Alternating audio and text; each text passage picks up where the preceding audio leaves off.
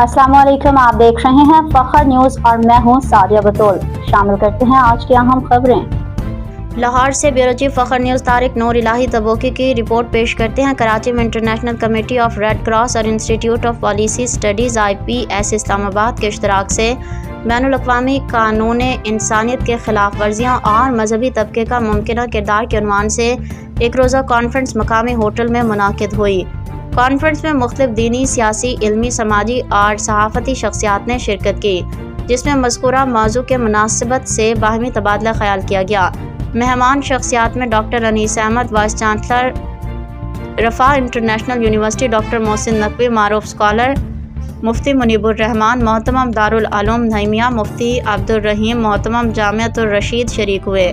दीगर मौजूद शख्सियात में Ziaullah Rahmani ICRC, Khalid Rehman chairman IPS, doctor Nigar Sajjad Zaheer, साबिक़ सदर शोबा इस्लामी तारीख़ Jamia Karachi, doctor Syed Azizur Rehman, director regional Dawah centre Sindh, doctor Umair Mahmood Siddiqui, शोबा उलूम इस्लामिया Jamia Karachi, doctor Hafiz Muhammad Sani, Wafaqi Urdu University, Ejazullah Khan Al Khidmat Foundation Pakistan, Faizullah Khan सहाफ़ी, सैफुल्लाह पराचा, साबिक़ अमरीकी कैदी गवानता नामो वे और दीगर कई नामवर शख्सियात शरीक रहीं।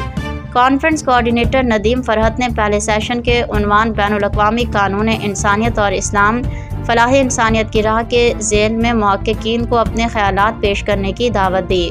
डॉक्टर अनीस अहमद ने नशिस्त की सदारत करते हुए इख्तितामी कलमात पेश फरमाए। एक रोज़ा कॉन्फ्रेंस में बैनुल-अक़वामी कानून इंसानियत और उस पर अमल दरामद का जायज़ा पेश करने के साथ उनका इस्लामी तालीमात की रोशनी में मवाजना भी लिया गया। मौजूदा आलमी सियासी हालात और जंगों के इनेकात के तनाजुर में परखा गया कि मौजूदा बैनुल-अक़वामी कानून इंसानियत पर अमल दरामद किस हद तक मुमकिन हो रहा है और कुरान और सुन्नत में इस बारे में क्या रहनुमाई मौजूद है। आखिर में सैफुल्लाह पराचा ने अमेरिका में जंगी कैदी के तौर पर अपने ऊपर बीते हालात तफसील से पेश किए, जिसने शुरा को हैरान करने और सोचने पर मजबूर किया कि अमेरिकी माशरे में कहने और करने में कितना ज़्यादा फ़र्क पाया जाता है।